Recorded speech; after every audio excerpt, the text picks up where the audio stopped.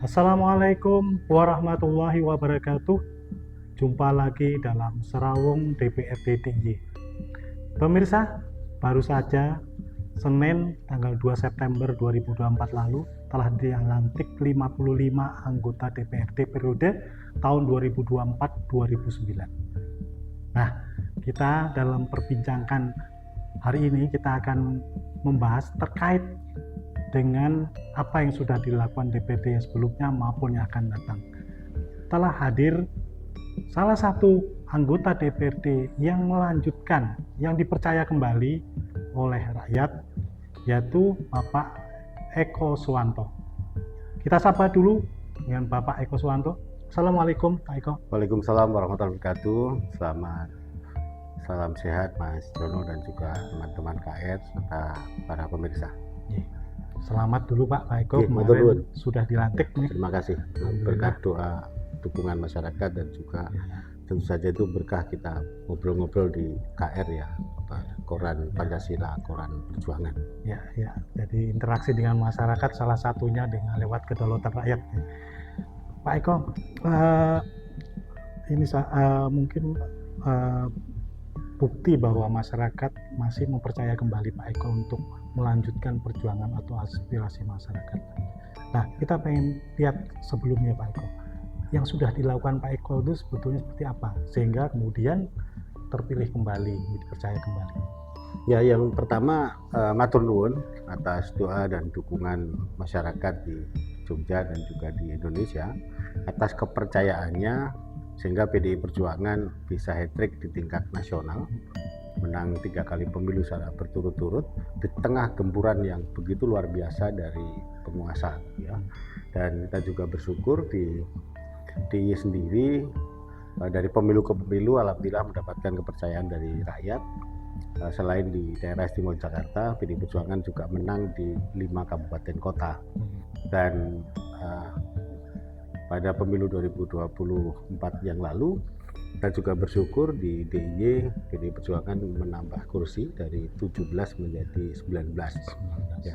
Dan saya menjadi bagian kecil dari perjuangan besar dari PDI Perjuangan yang di bawah kepemimpinan Ibu Megawati Soekarno Putri sangat kokoh pada keyakinan ideologi, keyakinan pada Pancasila dan membela rakyat. Dan inilah buah yang kita dapatkan meskipun digempur sana sini oleh rezim dan juga Jokowi yang mengajukan Gibran dan lain-lainnya, ini tidak mempengaruhi secara signifikan kemenangan PDI Perjuangan.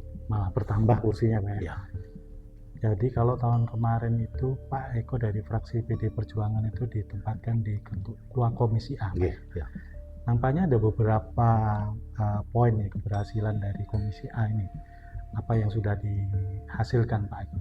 Ya, jadi tentunya itu keberhasilan bersama. Jadi begini, Komisi A ini kan di dalamnya ada PDI Perjuangan dan juga fraksi-fraksi yang lain. Tentunya kami bekerja sama dengan fraksi-fraksi yang lain untuk menyerap aspirasi masyarakat. Dan pada tanggal 2 September yang lalu sama dengan 5 tahun sebelumnya, di setiap awal ketugasan DPRD itu dilakukan sumpah janji jabatan.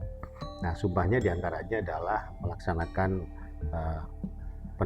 konstitusi, melaksanakan Pancasila, taat pada peraturan undang-undangan, dan yang ketiga ini adalah bersumpah untuk menjalankan amanat penderitaan rakyat, menjalankan aspirasi masyarakat. Maka tentu saja berbagai keberhasilan yang dilakukan oleh Komisi A tentu saja juga berkat dukungan dari Ketua DPRD yang juga dari PDI Perjuangan Pak Nuryadi ya, beserta jajaran teman-teman fraksi. Ada beberapa aspek yang kita boleh sebut itu satu keberhasilan bersama. Jadi ini tidak semata-mata keberhasilan PDI Perjuangan atau keberhasilan saya tidak. Ya, saya ditugaskan sebagai ketua komisi untuk menjadi jembatan komunikasi dari seluruh pihak yang ada. Yang pertama pada tahun 2021 ya, terbit Perda tentang pengelolaan dan pembangunan kawasan perbatasan. Meskipun dapil saya di Kota Jogja, tapi kita juga merekam aspirasi dari saudara-saudara kita di perbatasan, terutama di perbatasan dengan Jawa Tengah. Ini kan ada perbatasan di Kulon Progo dengan Kabupaten Purworejo, kemudian Kulon Progo dengan Magelang, ya, kemudian Sleman dengan Magelang, kemudian Sleman dengan Klaten ya, kemudian Gunung Kidul juga dengan Klaten, Sukoharjo dan Wonogiri. Jadi ini penting untuk mendapatkan perhatian terutama dari 3 aspek: infrastruktur, pendidikan, dan kesehatan. Rakyat di perbatasan harus mendapatkan akses yang adil atas 3 hal ini. Kita juga punya perbatasan di Laut Selatan yang penting untuk mendapatkan perhatian lebih gitu ya.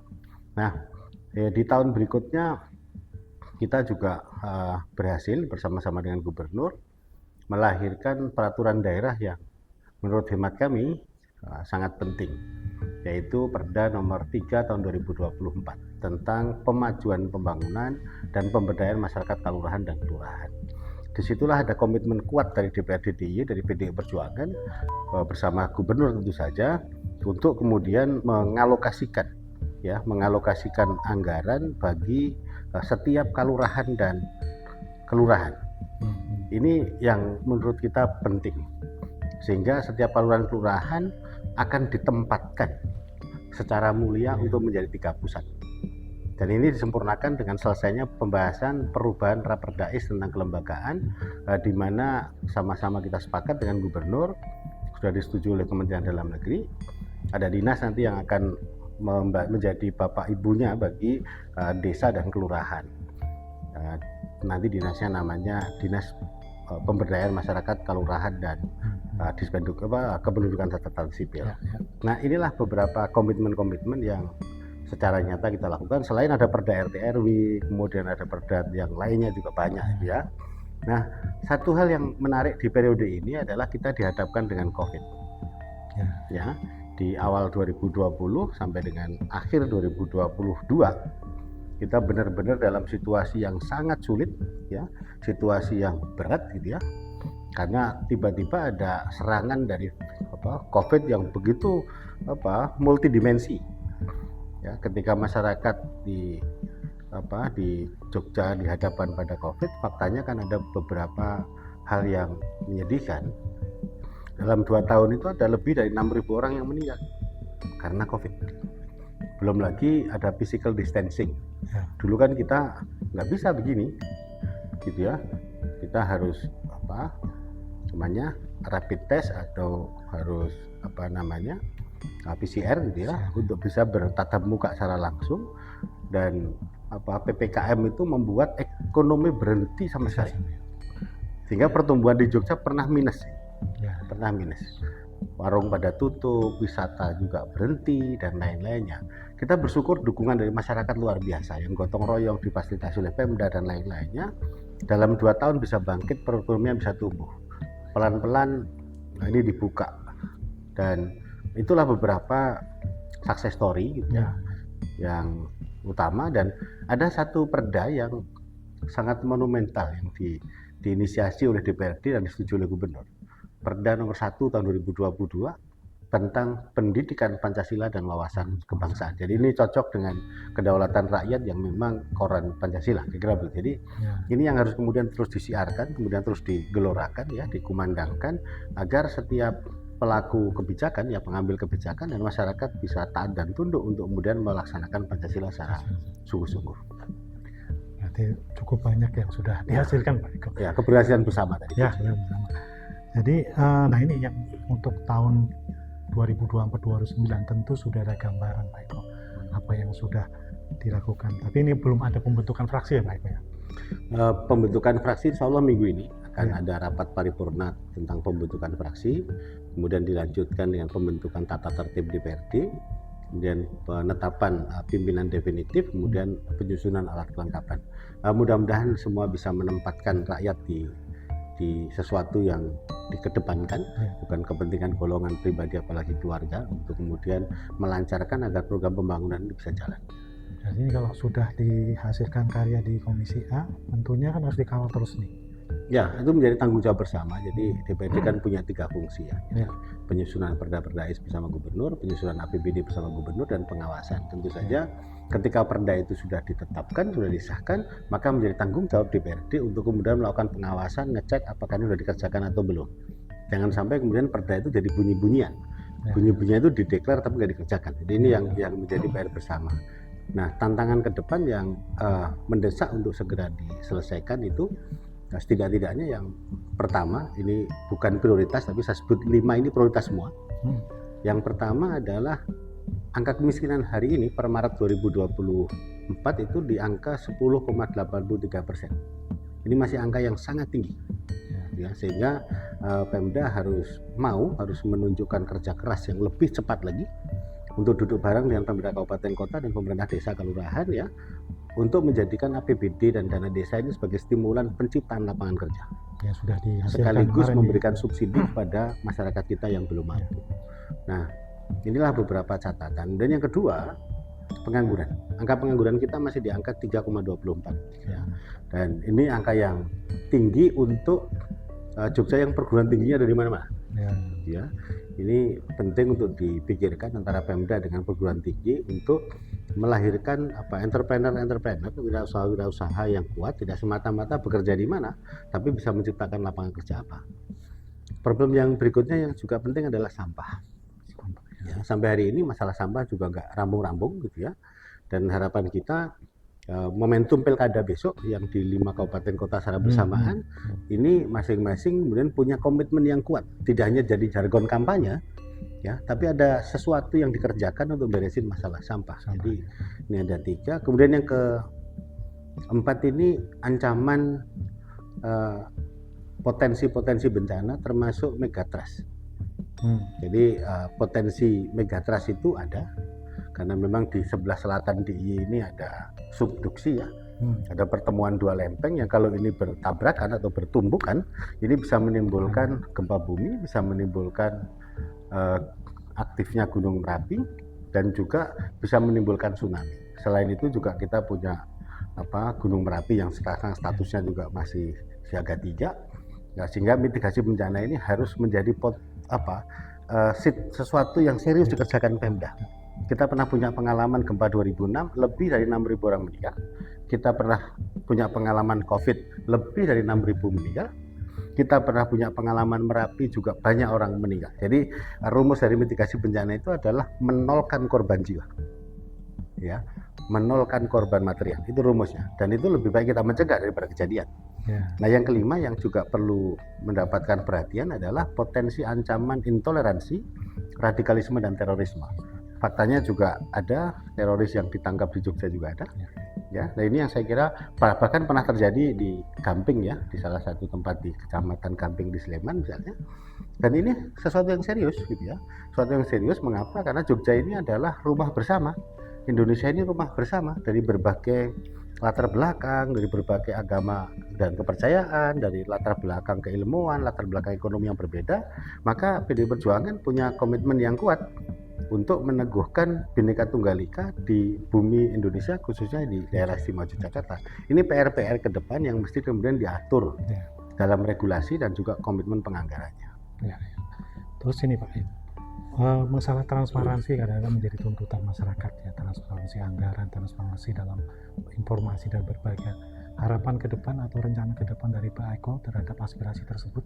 Iya, jadi semua pihak hari ini ya, masyarakat terutama pengen semuanya ini dibuka. Dan kita sudah punya Undang-Undang Keterbukaan Informasi Publik, kita sudah punya Perda tentang Keterbukaan Informasi Publik, maka bagi Pemda terutama harus membuka secara luas bagaimana pemanfaatan APBD, bagaimana perencanaan dana AIS, bagaimana pengalokasian dana AIS ya. Rakyat berhak tahu. Kenapa? Karena dulu itu diperjuangkan oleh rakyat. Keistimewaan DIY ini kan dulu saya pernah sampaikan di KR juga ya. Itu kan buah dari karma baik sejarah. Alhamdulillah kita punya leluhur-leluhur yang baik ya. Kita itu juga hasil dari perjuangan rakyat ya. Jangan lupa loh ya, saya masih ingat karena waktu itu saya jadi korlap ya di bulan Desember tahun 2010, dan sebelum-sebelumnya sudah banyak aksi-aksi gerakan rakyat ya. Bahkan alun-alun utara itu dulu jadi pusat pergerakan, jalan kaki menuju ke DPRD untuk menuntut satu hal, keistimewaan DIY yang oleh Sultan Hamengkubuwono yang ke-9. Kalau kita baca amanah yang sinuwun si Sultan Hamengkubuwono yang ke-9, kata daerah istimewa itu sudah disampaikan pada tanggal 5 September 1945. Dan sebelumnya Bung Karno sudah menandatangani piagam kedudukan diberikan kepada si Sultan dan juga si Paduka Paku Alam pada tanggal 19 Agustus 1945. Jadi keistimewaan ini sekaligus ini meluruskan kan 12 tahun. Ya, Tadi saya ditanya sama teman-teman media, bagaimana Pak komentar tentang 12 tahun Undang-Undang Keistimewaan? Ya saya jawab, kalau keistimewaan itu usianya sejak tahun 45, bukan 2012. Ya, 2012 ini fase kedua setelah lahirnya Undang-Undang Nomor 3 tahun 1950 tentang pembentukan Daerah Istimewa Yogyakarta. Jadi kepada Pani Ratio saya juga mengingatkan, jangan putus sejarah ini. Jangan hanya berhenti di tahun 2012 karena ada tahapan perjuangan yang panjang dan hebat di tahun 45. Jadi ketika saya dengar komentar itu, komentar saya jangan lupa sejarah bahwa dulu tahun 45 ada dedikasi, ada pengorbanan dari rakyat Jogja, dari keraton, dari Kapakualaman, termasuk di awal 46 ketika Sultan Hamengkubuwono yang ke-9 dan juga Sri Paduka Pakualaman yang ke-8 dan rakyat Jogja bersama Bung Karno, Bung Hatta menempatkan Jogja sebagai ibu kota negara, ibu kota revolusi. Jadi ini nggak boleh diputus dengan sekedar peringatan 12 tahun Undang-Undang Keistimewaan. Kenapa nggak memperingati Undang-Undang Nomor 3 tahun 1950? Ini yang harus kemudian diluruskan.